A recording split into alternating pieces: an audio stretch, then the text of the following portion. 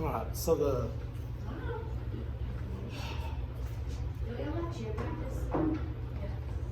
add these in somewhere in there.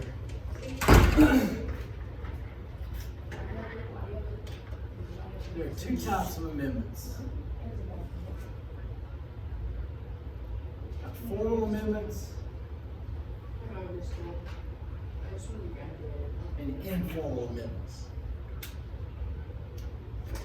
A formal amendment means we change the words of the Constitution. We add words to it or we take away words. Yes. We add to them or take away. So there's 27 formal amendments. Those are the actual amendments. An informal amendment doesn't change the words, it changes the interpretation of the words.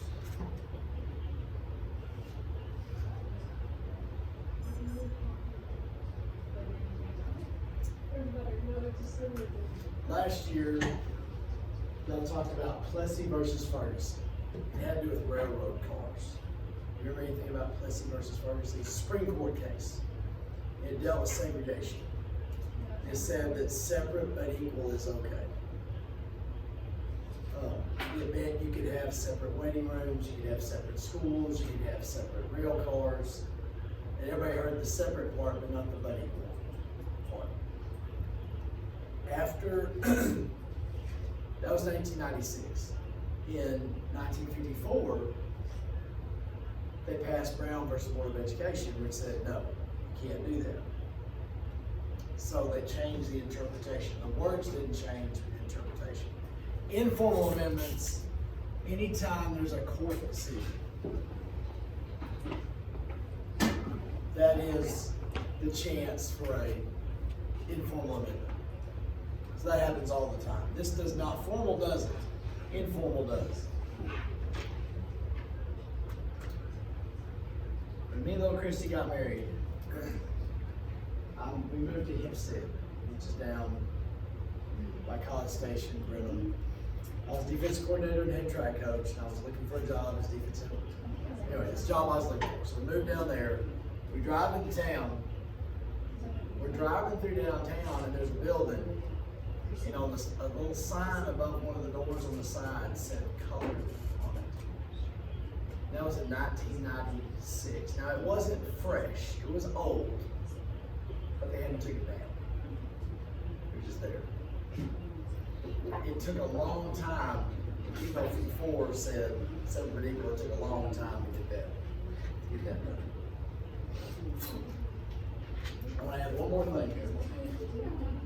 The Constitution does not give you rights.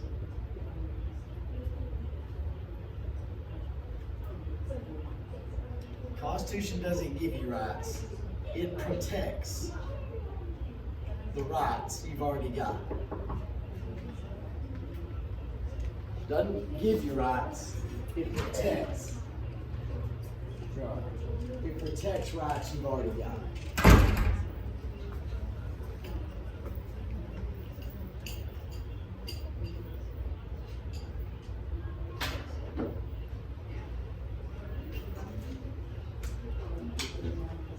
People in Saudi Arabia have constitutional rights, there's just no constitution. The government doesn't protect those rights. They got them, they just don't protect them. All right.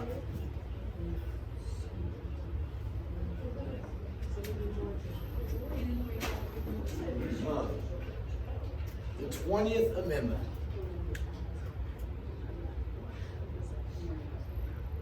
Is also called the lame duck amendment.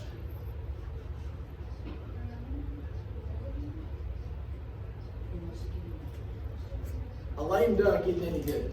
Can't swim, can't walk. And the reason it's called lame duck amendment, it has to do with presidential inauguration.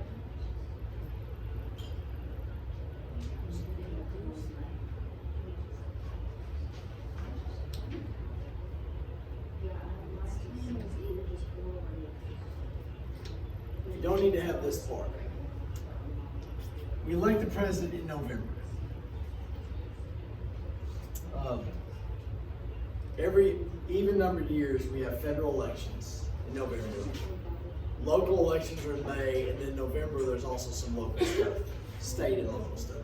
So elect them in November, they're inaugurated January 20th. The elections are certified the end of November, and December 15th is when the electors get together and actually vote for the president. So January 20th is when we inaugurate it. Before this amendment, inauguration date was March 6th. So this amendment moved the presidential inauguration from March to January. Less time for a lame duck president. Like if you lose the election, you're still in power for a while. So you're like a lame duck president. Y'all playing tennis today? Y'all playing no tennis today? Aubrey just bought it for her prop. She plays tennis. I didn't say bought it, I said brought.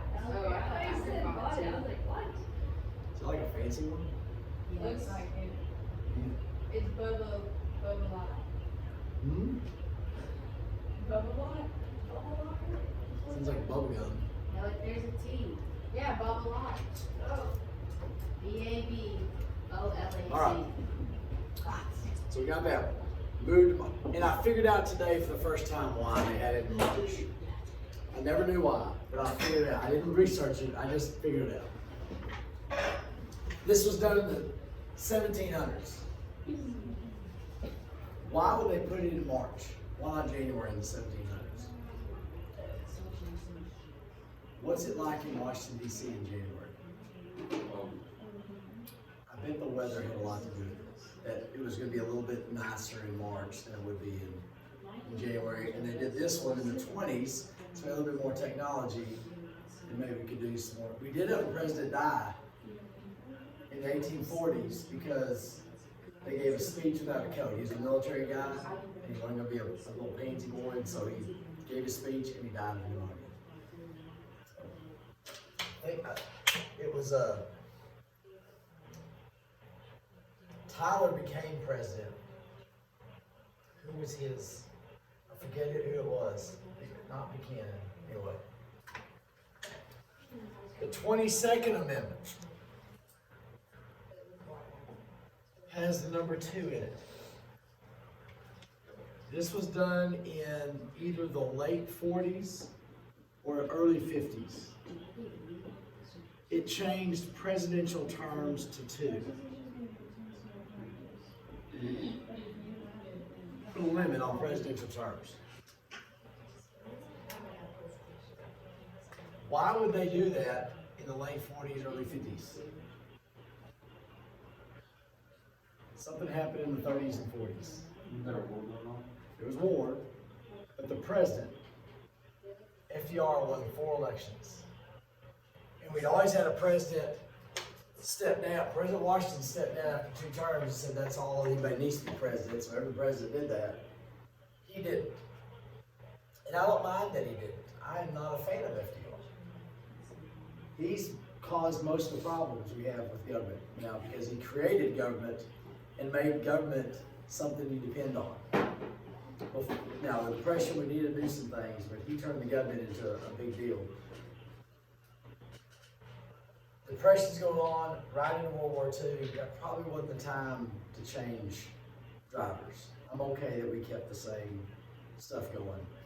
But we have limited terms to 2 now. The 23rd Amendment, that's 3 in it. That's going to come into play. This has to do with Washington, D.C. and electing the president.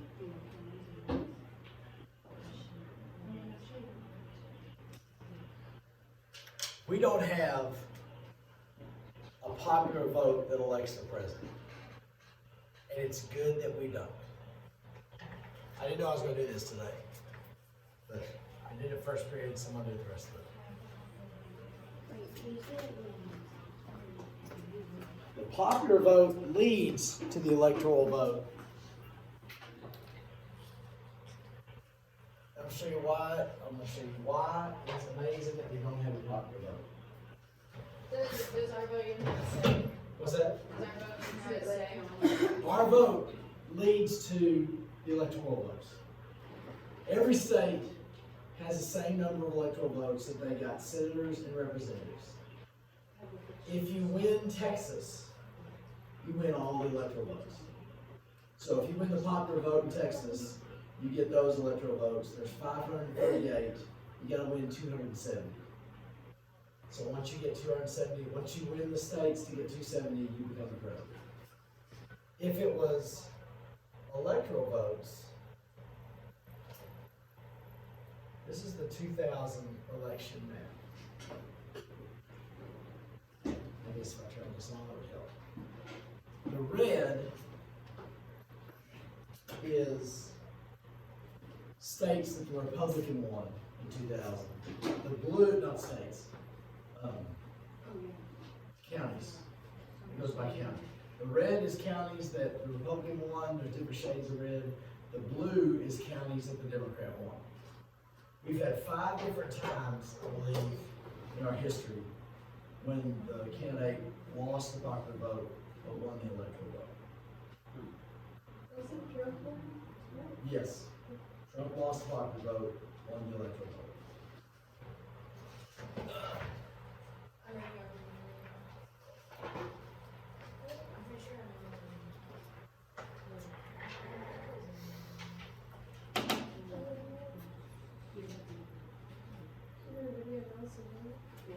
Hey, you can't see it great. It'll brighten up here in a little bit. The blue is Democrat. The different shades of red is Republican.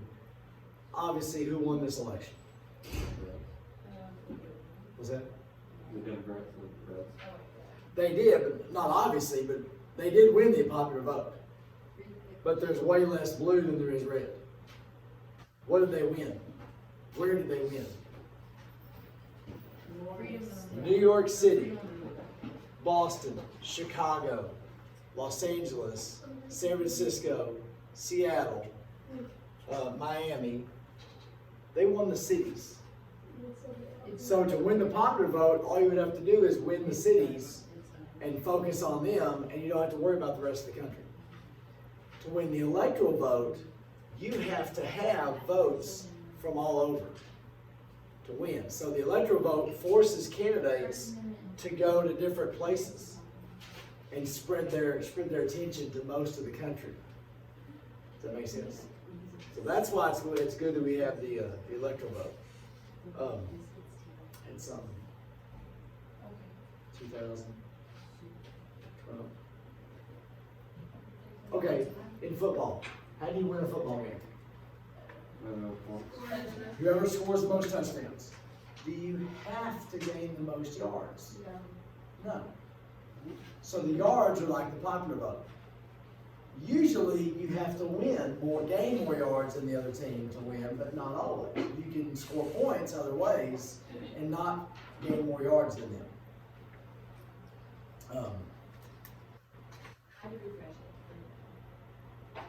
President Reagan won every state except for the opponent's home state of Minnesota. He won 500 and something electoral votes. That's the biggest win we've ever had. All right. So the 23rd Amendment gave Washington, D.C.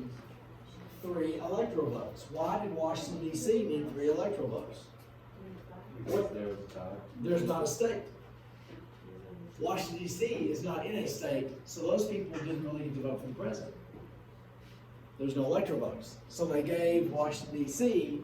3 electoral votes. There's about 2.5 to 3 million people in Washington, D.C. So it's like twice. It's like 6 times bigger than Wyoming. So they got 3 electoral votes. Why 3? You get the same number of votes that you get representatives and senators. Wyoming has 2 senators. How many representatives does Wyoming have? 1. So the lowest amount of electoral votes a state can have is 3. So they gave Washington D.C. 3 electoral votes. So now they can vote for the president. All right, we're on 24. 24th Amendment is the poll tax and the literacy test.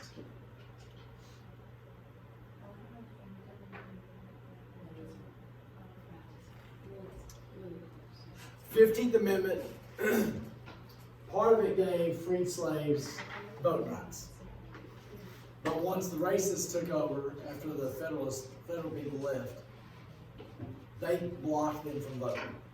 These poll taxes and literacy tests. If I don't want little Brookie to vote, and she's coming up, and I know she's poor, I can say, well, you owe $5. And she goes, well, I don't have that. I can keep you from voting.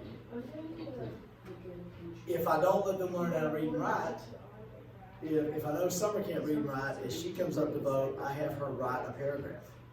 And she can't, so then you can't vote. And that's how they kept people from voting.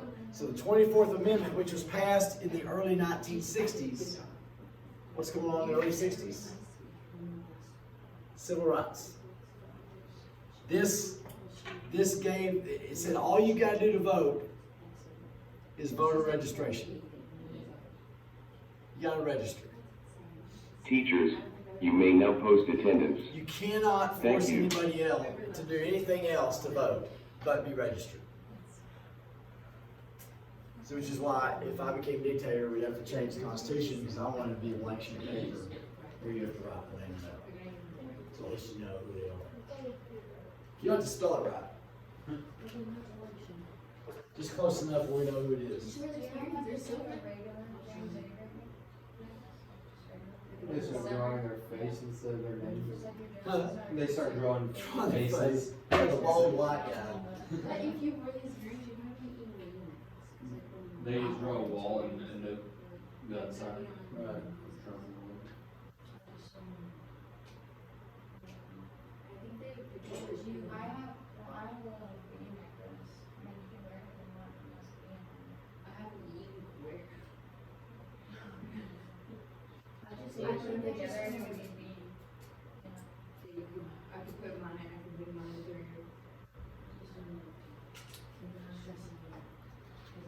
This is why last year I talked about the Freedom Riders that showed up from the north to help register blacks to vote.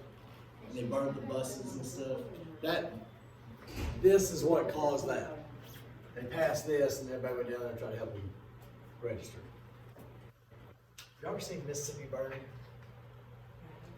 It's a good movie. It's disturbing. It's about 3 civil rights workers that got murdered by the sheriffs who were a part of the KKK, and then the feds came in.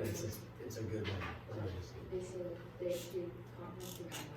25th Amendment has to do with presidential succession.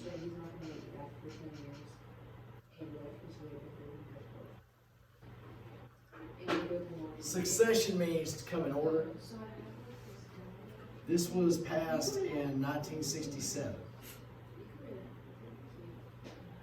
Why would they do something with the president in the 60s? There was something major that happened in the 60s to the president. Didn't one of them die? JFK got assassinated. That's what I was thinking. Yep. What's that? I was thinking JFK got long after 63. November 63. We'd had presidents die before, but there was nothing official that said, here's what happens. And this goes into what would happen if the president was incapacitated, which is not dead, Like, but in a coma. or in surgery. We've had several presidents go into surgery and they swear in the vice president while they're under, and once they come back, they flip it back. Like in London has fallen, or Olympus has fallen, have you seen those? Yeah. That the president gets thrown into a coma and they have to swear in the vice President. I do a couple of them. Wow. Alright, it goes in order. They went into detail. Vice president, and if both the president and vice president are incapacitated, then it goes to the Speaker of the House. Now, I'm not a Democrat or a Republican. I'm a libertarian. I have big problems with both parties. But I would think a lot of Democrats would be leery of President Pelosi. That would be pretty scary. And they also had to swear in the Speaker of the House in one of those students. Oh, yeah. Vice President, the Speaker, the Senate Pro Tem, which is the longest serving senator.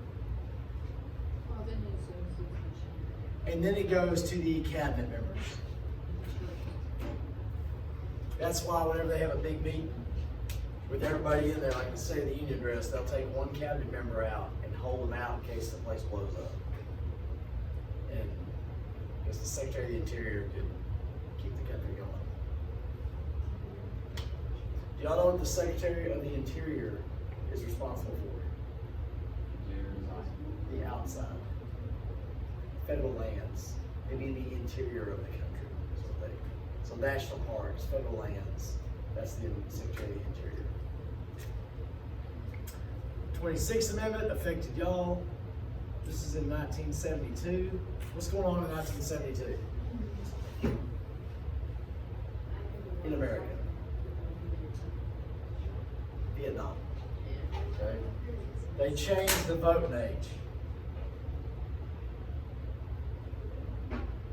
from 21 to 18. Because you can go fight in the war, you ought to be able to vote on it.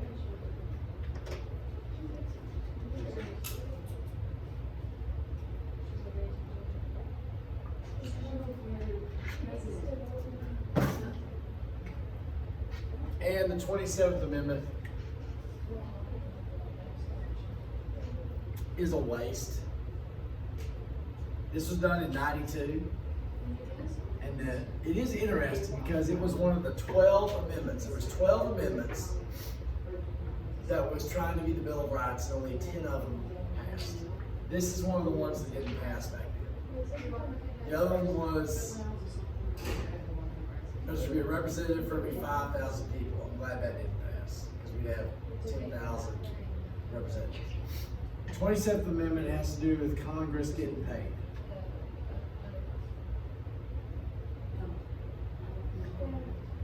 Congress writes the checks. Congress is responsible for their pay. They don't give themselves $1 million. President gets, up until 2000, got $200,000 a year. Now they get $400,000, which still is not a lot for that job. I think they get about $180,000 a year. But if they vote a pay raise, they don't get it until they're reelected.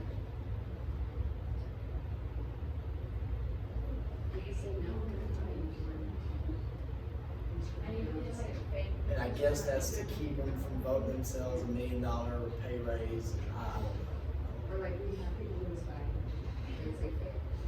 All right, I'm gonna give you this.